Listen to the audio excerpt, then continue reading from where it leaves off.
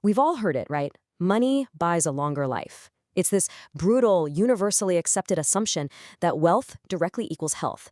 But is that actually the whole truth? Welcome to The Explainer. Let's dive right in. So, can money literally buy you extra time on Earth? We all kind of think we know the grim answer here.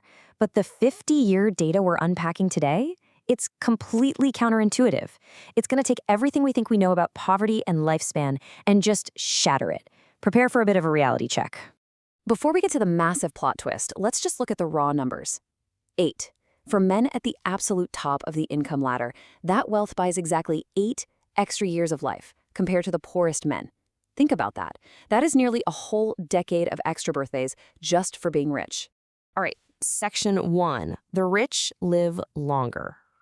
Just take a look at the sheer steepness of this climb. See that orange dashed line mapping the men?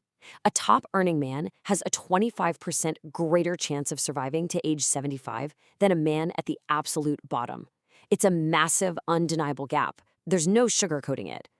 And here's the first major kind of painful realization.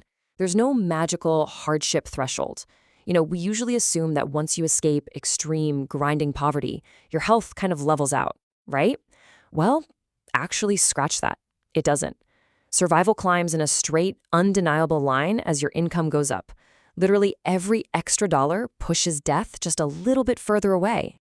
Moving on to section 2, tracking 50 years. We have to emphasize this. This isn't some tiny localized survey. This is absolute authority. We're looking at a dataset built on 11 million actual lifespans. 11 million.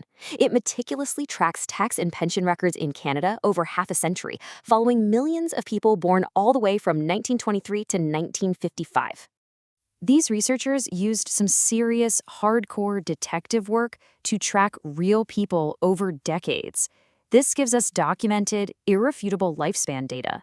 Not just academic guesses or projections, this data is rock solid. It leaves zero room for debate. Okay, section 3, salvation of the poor. All right, brace yourself for this one. Notice the U.S. data over on the left. The blue bar represents men born in 1930, and the red is 1960. Over those 30 years, the poorest American men gained exactly 0 extra years of life. 0, total stagnation. Meanwhile, the richest Americans, they gained 7.1 extra years. Inequality just absolutely exploded.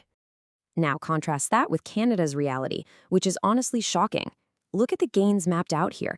The rising tide actually lifted all boats.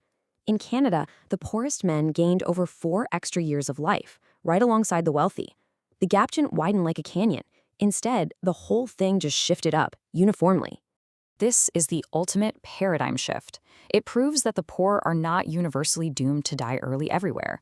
The Canadian poor were literally saved by this uniform shift in longevity, while the American poor were left to drown.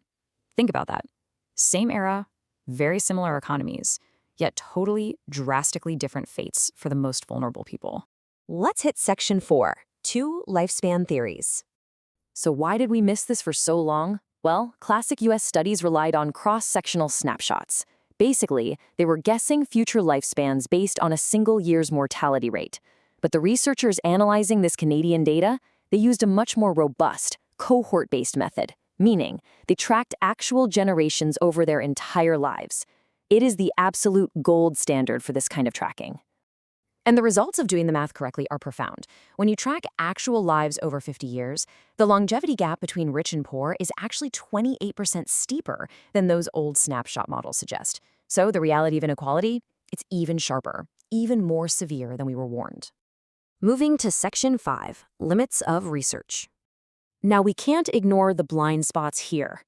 Look closely at the top dark line on this chart.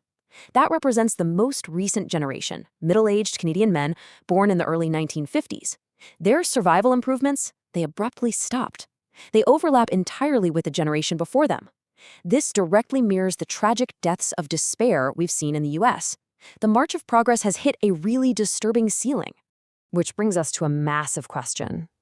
The researchers used this data to prove exactly what happened, but they admit they cannot definitively prove why. Interestingly, they explicitly reject health insurance as the sole savior. mainly because these lifespan gains started way before universal healthcare in Canada. Education doesn't fully explain it either. So the highly likely culprit? What we call allostatic load. It's essentially the brutal physical wear and tear that chronic stress and hardship just inflict on the human body over decades. Finally, Section 6, the fatal truth.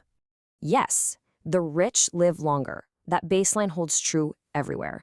But the fact that Canada's poorest citizens gained years of life while America's poorest completely stagnated, that shatters the illusion. Personal wealth is not the only factor determining your expiration date. The society you live in plays a massive, invisible role. So I'm going to leave you with this final kind of provocative thought. If an identical, low-income paycheck yields drastically different lifespans just across a geographic border, how much of your death is dictated simply by where you were born? Thanks for exploring this data with me today. Keep asking those hard questions, and I'll see you in the next Explain.